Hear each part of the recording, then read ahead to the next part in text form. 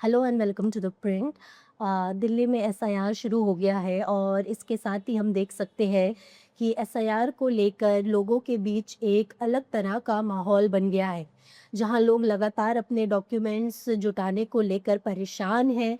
इसके साथ ही हम देख सकते हैं कि बीएलओ लगातार इस तरह डोर टू डोर जाके कैंपेन कर रहे हैं और इसके साथ-साथ अब बीएलओज़ ने एक स्पेसिफ़िक लोकेशन में मेकशिफ्ट कैंप्स भी लगाना शुरू कर दिया है, ताकि जिन लोगों के घर जाकर या फिर डोर टू डोर कैंपेन के दौरान जिन लोगों तक फॉर्म नहीं पहुँचा है या फिर जो लोग अपना फॉर्म सबमिट नहीं कर पाए हैं, वो लोग इन कैंप तक पहुँचकर अपने फॉर्म सबमिट कर सकें या अपने फॉर्म ले सकें। इस वक्त हम दिल्ली के शाहीन बाग में मौजूद हैं और आज हम यहाँ लोगों से बीएलओ से बात करके जानेंगे कि एसआईआर को लेकर यहाँ किस तरह का माहौल है, लोगों के बीच किस तरह की मिस इन्फॉर्मेशन है या फिर किस तरह के र्यूमर्स है या फिर लोगों के बीच किस तरह का टेंशन है एसआईआर को लेकर। हम लोगों से बात करेंगे और जानेंगे कि एसआईआर को लेकर शाहीन बाग में किस तरह का माहौल है लोगों के बीच। जी, अस्सलाम वालेकुम। मेरा नाम हसन इकबाल है और मैं पेशे से एडवोकेट भी हूँ और मैं यहाँ शाहीन बाग के अंदर ए ब्लॉक में लगभग 30 साल से यहाँ हम लोग रह रहे हैं। हम रह रहे हैं, अब हमारे बच्चे भी यहीं पैदा हुए हैं। तो हमारा 2002 की लिस्ट में भी नाम था, हम एसआईआर यहाँ कराने आए थे। तो 2002 की लिस्ट में मैं भी एसआईआर करा के आ रहा हूँ अपना। पूरे हमारे 6 भाई हैं, 6 भाइयों की 6 वाइफ़ हैं, उनका 3 बच्चों का अभी करीबन 14-15 मैं फॉर्म अभी भर के आ रहा हूँ। तो मैं लोगों को बहुत परेशान देख रहा हूँ, कई बार लोगों को जानकारी कम है एसआईआर के बारे में। कई कई बार बताने के बाद भी वो कन्फ्यूज़ हो जाते हैं।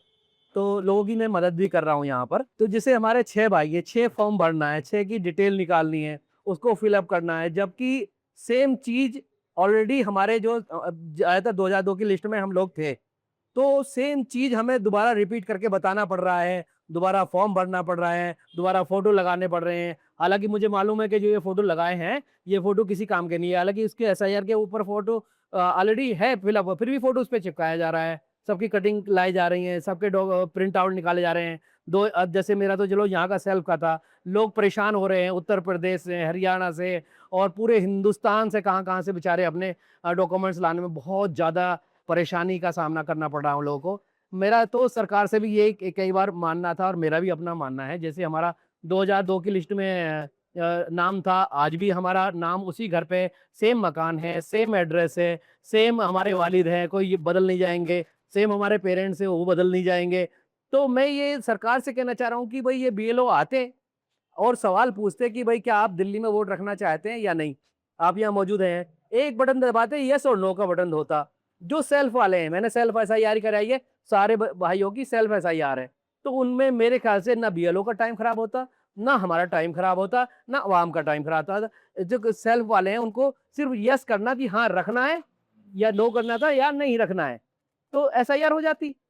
50 वर्षीय तारिक पेशे से इंजीनियर थे। उनके पिता और दादा दोनों ही केंद्र सरकार में सरकारी कर्मचारी रहे हैं। सरकारी प्रक्रियाओं की जानकारी होने और परिवार के कई सदस्यों के सरकारी नौकरी में होने के कारण उन्हें लगा था कि एसआईआर की प्रक्रिया में उन्हें शायद दूसरों की तुलना में कम परेशानियों का सामना करना पड़े। लेकिन जब उन्होंने खुद इस प्रक्रिया से गुजरना शुरू किया तो हकीकत कुछ अलग ही निकली। आज हम उनसे बातचीत में जानेंगे कि एसआईआर के दौरान उन्हें किन-किन समस्याओं और चुनौतियों का सामना करना पड़ रहा है। एक्चुअली क्या है कि मुझे इन्यूमरेशन फॉर्म फिलअप करना था, क्योंकि फादर जो हमारे हैं वो सेंट्रल गवर्नमेंट एम्प्लॉई हैं और हमारे जो ग्रैंडफादर हैं वो भी सेंट्रल गवर्नमेंट एम्प्लॉई हैं।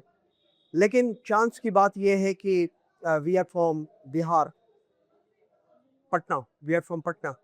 तो जैसे सरकार ने एक कंडीशन रख दिया है कि 2002 से का आपको जब आप सबमिट करेंगे तभी हम मैपिंग कर सकेंगे, जैसा बीएलओ ने हमें बताया।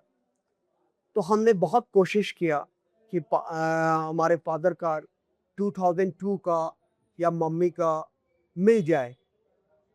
ग्रैंडफादर तो पहले ही डेथ कर गए। तो पापा का मेरा मिला है, लेकिन 1995 का मिला है। तो मैंने बीएलओ से आके कंफर्म किया कि क्या इस ग्राउंड पर मेरा मैपिंग हो जाएगा? तो बीएलओ ने हमें यही सजेशन दिया कि 1995 तो और ऑथेंटिक पेपर है, लेकिन जो गवर्नमेंट ने इंस्ट्रक्शन दिया है, जो रूल्स एंड रेगुलेशन है, उसके तहत मैं आई एम रियली सॉरी, मैं आपका मैपिंग नहीं कर सकता, या आपके ब्रदर्स या सिस्टर जो भी हैं उनका मैं नहीं कर सकता। तो हम लोग इंडिविजुअली इन्यूमरेशन फॉर्म फिलअप कर रहे हैं। जब सरकार नोटिस भेजेगी तो मैं ऑलमोस्ट ग्रेजुएट हूँ और मेरी पैदाइश भी 1970 और 74 के बीच में हुई है, तो मैं तो ऑथेंटिक हूँ। ऐसा है कि हम तो भाई जब नेचुरल है, दिल्ली में आज से नहीं बहुत ज़माने से मैं ऑर्गेनाइजेशन में काम कर रहा हूँ, लेकिन हाँ कोविड में पड़े बसने भी है। तो मेरे पास ऑलरेडी आधार कार्ड है, पैन कार्ड है और फिर हमारे पास पासपोर्ट है। तो ये सब डेट, ये सिर्फ ये जितने भी चीज़ें हैं, ये वेरिफिकेशन होता है, तभी ये चीज़ आपको डेट आपकी क्या है, पैदाइश का डेट क्या है और रेसिडेंशियल एड्रेस क्या है, ऐसे तो मिलता नहीं ना। ऑल आर जितने भी हैं वो सब सरकारी हैं। लास्ट में ऐसा है कि मैंने बीएलओ से बहुत गुजारिश किया कि मैं तो और ऑथेंटिक हूँ क्योंकि 1995 का है मेरे पास। तो बोले नहीं भाई, आई एम रियली सॉरी, जो गवर्नमेंट का इंस्ट्रक्शन है मैं उसको बाईपास नहीं कर सकता। तो आप फॉर्चुनेटली कह लीजिए या अनफॉर्चुनेटली कह लीजिए, मुझे एक फॉर्म उन्होंने दिया जो इन्यूमरेशन फॉर्म होता है, उसका उन्होंने बताया कि थर्ड वाला जो कॉलम है, लास्ट वाला कॉलम, वो आप फिलअप करेंगे, फिर गवर्नमेंट शायद कुछ महीने में आपको एक नोटिस देगी और उस नोटिस के तहत in respect of that I have to give birth certificate या पासपोर्ट की कॉपी, जो भी ऑथेंटिक, या क्लास 10 का मैट्रिकुलेशन सर्टिफिकेट है हमारे पास, जो बहुत बहुत पहले मैंने किया है, तो मैं दे दूंगा। फिर पापा का 1995 और 2000 तक का हमको इंफॉर्मेशन कलेक्ट करने में, office to office, table to table, और वो भी इस जर्नी में मुझे अच्छा खासा दिन लग गया ma'am. Not less than 15 days और 20 डेज। अब आप समझ सकती हैं कि 20 डेज मैंने सिर्फ फाइंड किया है ताकि मेरा मैपिंग हो जाए, लेकिन द कंक्लूजन इज दैट कि मेरा मैपिंग नहीं हो पाया। जहां एक तरफ लोग पूरे विशेष गहन परीक्षण यानी कि एसआईआर की प्रक्रिया, दस्तावेज जुटाने से लेकर बीएलओ के पास जाकर फॉर्म जमा करने तक से परेशान है, वहीं दूसरी तरफ बीएलओ भी लगातार अपने स्तर पर लोगों की हर संभव मदद करते हुए नजर आ रहे हैं। बीएलओ ने न केवल घर घर जाकर फॉर्म बांटने और उन्हें कलेक्ट करने का काम कर रहे हैं, बल्कि लोगों को अधिक से अधिक जानकारी देकर एसआईआर से जुड़ी गलतफहमियों और अफवाहों को दूर करने की भी कोशिश कर रहे हैं। बीएलओ अफजल हमें पूरी एसआईआर प्रक्रिया के बारे में बता रहे हैं और साथ ही यह भी साझा कर रहे हैं कि लोगों के बीच इसे लेकर किस तरह का तनाव और गलत जानकारी फैली हुई है। ये मिस इन्फॉर्मेशन तो आज नहीं, बल्कि exactly if I go back जुलाई 2025 में पहली हमारी मीटिंग हुई थी इसको लेके, प्रिपरेशन को लेके। उसके बाद से सितंबर से हमने मैपिंग का यानी कि प्री एसआईआर एक्सरसाइज शुरू किया था, लेकिन एसआईआर शुरू होने के पहले यानी कि 30 जून के पहले हमारी मैपिंग हार्डली 35 to 40% हुई थी। उसका मेन रीज़न ये था कि सारा प्रेशर बीएलओस के ऊपर था कि आप मैपिंग कीजिए, प्री एसआईआर जो एक्सरसाइज थी, लेकिन पब्लिक में अवेयरनेस बिल्कुल नहीं थी, न तो राइटिंग में न किसी मीडिया की थी।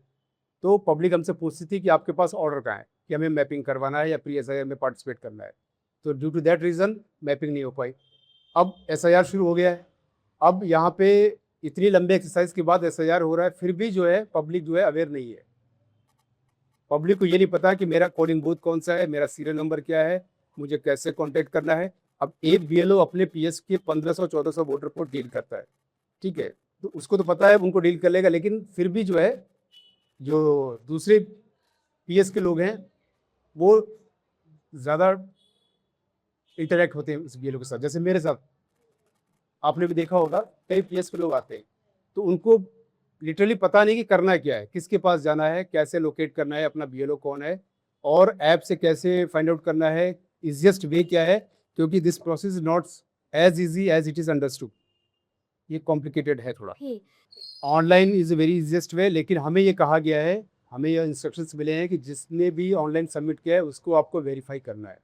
तो हम जो है उनको ऑफलाइन फॉर्म दे के इस पर इन राइटिंग लिखवा लेते हैं कि सबमिटेड ऑनलाइन, उनके सिग्नेचर लेके हम रख लेते हैं। उसका मेन रीज़न क्या है कि कई लोग जो है ऑनलाइन तो सबमिट करते हैं but they are not residing at the address. कहीं से भी बैठ के out of Okhla, out of Delhi से वो ऑनलाइन सबमिट कर दे रहे हैं। सो ऐसे लोगों को ट्रैक करना कि जो दिल्ली में नहीं है लेकिन ऑनलाइन फॉर्म सबमिट कर दे रहे हैं, ऐसे लोगों का नाम डिलीट होना चाहिए। That is the main motive behind this. सबसे बड़ी गलती ये है कि लोगों को पता 2002 की डिटेल उनके पास नहीं है, जिसकी वजह से वो लोग जो मिस अंडरस्टूड हैं कि हमें कौन सी डिटेल कहाँ फिल करनी।